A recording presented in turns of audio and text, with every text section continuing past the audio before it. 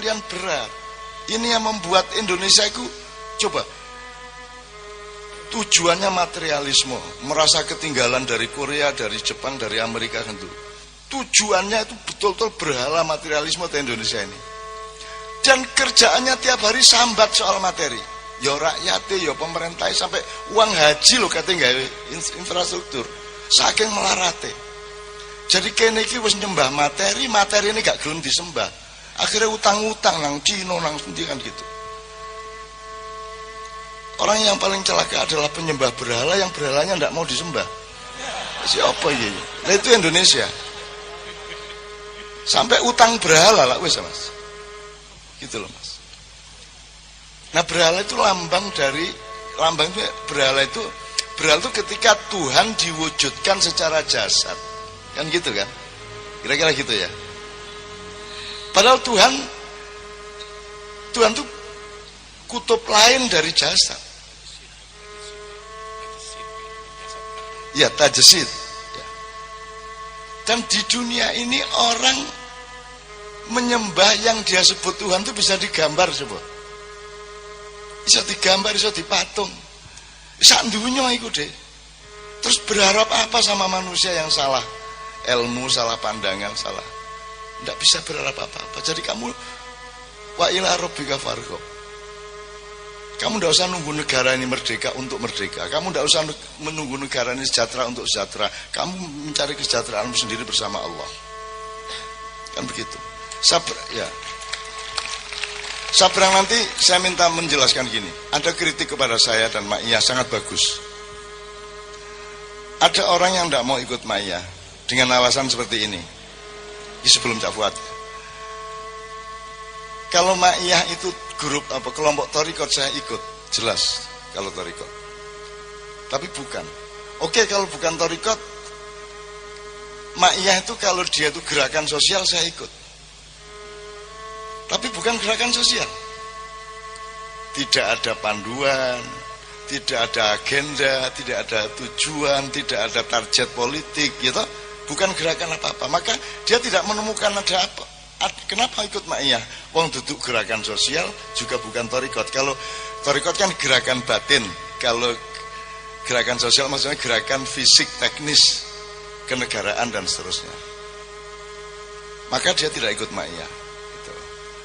Nah, Sabrang terus menjawab. Tolong Brang dikit. Soalnya gue biar jawab soalnya. Supaya Anda tidak dikotomis ya dunia akhirat tadi. Sekarang ini akhirat rek. Saiki iki wis akhirat. Cuma pada tahap dunia, ngerti gak? Iya tak gak? Saiki iki fayakun sedang terjadi. Mungkin awal dari ya, durung sampai kaf, durung sampai wawu, durung sampai nun, ngerti gak? Iso, kalau Anda rohaniyah, Anda bisa membayangkan ini. Tolong Bang. Yang gerakan sosial dan Thariqat. Tak kayak background rada dawa, ya, nyambung yang itu tadi. Okay. Betul nama lagi. Ya, nanti Cak Fuad biar menyimpulkan seluruhnya ya. Oke, karena saya sangat tertarik dengan konsepnya Pak Nur Somad juga dengan bahwa agama itu sangat perlu transformasi. Nyon saya pun nambahi mumet. Yang saya mencoba bercerita sama persis seperti yang diceritakan Cak Nun, tapi dengan perspektif yang berbeda.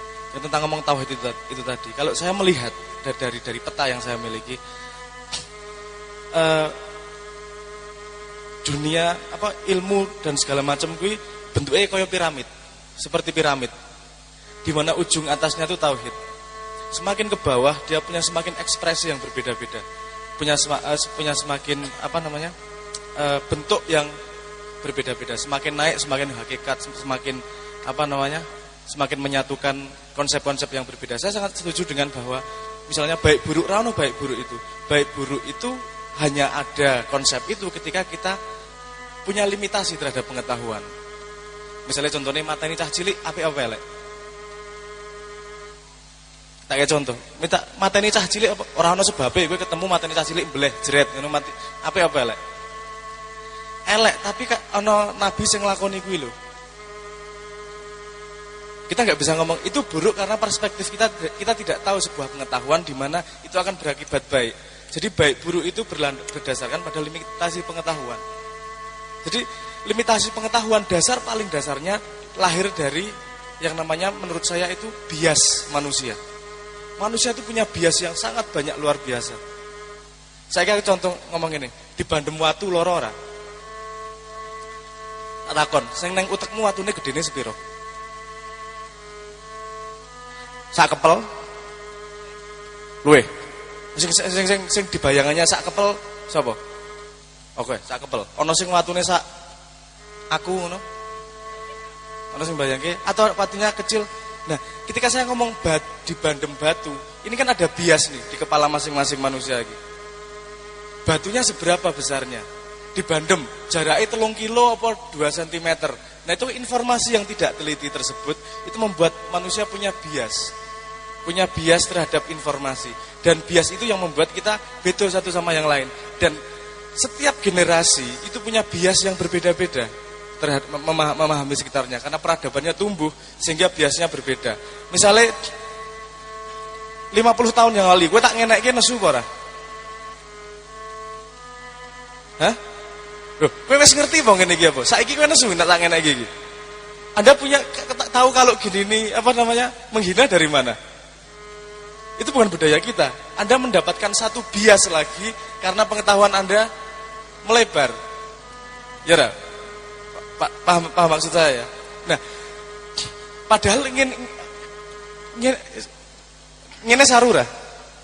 Nek kita malah menghina ngene iki. Nek bagi yang wong bule, ngene iki ra menghina wong dolanan karo cah cilik, tak jike urungmu ki, irungmu ngono ki jarene ngene iki. Jiko cah cilik nek guyon karo cah cilik. Aku jajal guyon karo cah cilik ngono dikaplok bapake. Irungmu gundulmu irungmu jarene. Nah, betapa yang kita lihat ketika peradaban berubah, bias manusia berubah. Nah, agama sangat membutuhkan transformasi karena bias manusia itu bukan informasi utamanya untuk menuju piramid yang lebih ke atas tersebut. Makanya kita perlu redefinisi terhadap bias-bias manusia. Padahal untuk tauhid, untuk mencapai ke sana kita harus menghilangkan bias manusianya. Karena bias manusia itu lahir dari badan, dari peradaban, dari wadak itu tadi. Ya, paham gak maksud saya? Ya, bias, betapa sangat berbahaya yang namanya bias. Satu kalimat itu sangat bisa membuat asumsi, bikin kita marah, begini segala macam. Padahal itu bias konsep kita, bukan core informasinya. Semakin kita bisa menghilangkan bias, semakin kita bisa bersih dan semakin bisa tidak ada semakin bisa jarine Cak Nun mau meringankan tubuh. Karena tidak ada yang memberatkan adalah bias-bias itu tadi. Saiki orang duwe duit, orang duwe pacar misalnya. Berat enggak? Nek kancane duwe pacar kabeh, kowe dhewe sing ora duwe pacar, rasane abot.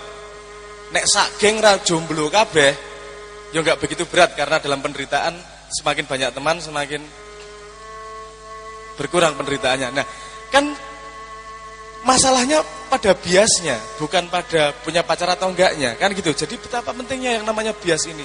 Kita tidak bisa menembus apapun kalau kita masih terpengaruh oleh bias-bias. Bagaimana menghilangkan bias? Menghilangkan dulu manusianya. Konsep-konsep itu nanti dulu. Nah, ini tadi saya pengen menjawab Cak Nun ini tadi. Ma'iyah itu bukan gerakan sosial. Ma'iyah itu bukan torekot. Dia pakai kalimat itu dengan bias atau tidak? Kan dia punya konsep dalam dirinya. Ada bias dalam kepalanya bahwa gerakan sosial itu seperti ini loh. Torekot itu seperti ini loh. Dan dia kalau dalam rumusnya Pak Nur Soma, dia tidak melakukan transformasi manusia. Padahal ada redefinisi dari gerakan sosial. Kalau manusia yang wong gendeng itu yang melakukan hal yang sama mengharapkan hasil yang berbeda.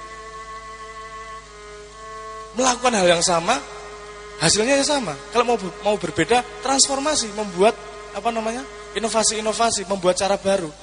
Nah, ketika saya ditanyain itu, Ma'iyah bukan torekot, Ma'iyah bukan gerakan sosial, saya bilang saya setuju.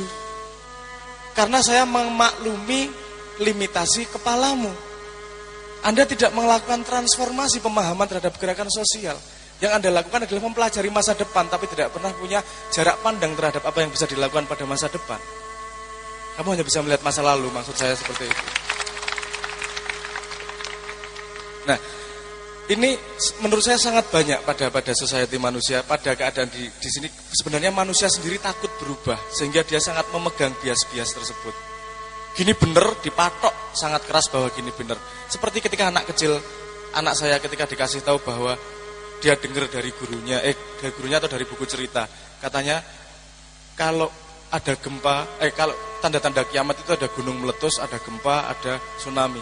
Sekarang kalau dia lihat ada gempa di rumah itu, dia langsung nangis. Ini mau kiamat Pak Anda. Enggak gitu. Enggak, kata guru saya seperti itu. Fanatik dia memegang informasi tersebut. Karena dia hanya punya satu bias tersebut. Nah, Mak Iya, menurut saya di sini, kenapa Mak Iya sangat berguna? Karena kita menyerap semua bias. Dia punya pendapat A, dia punya bias B, punya bias C, enggak apa-apa diterima semua.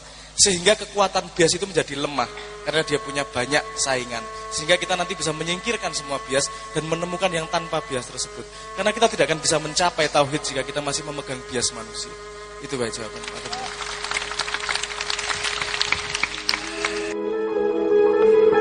Pak.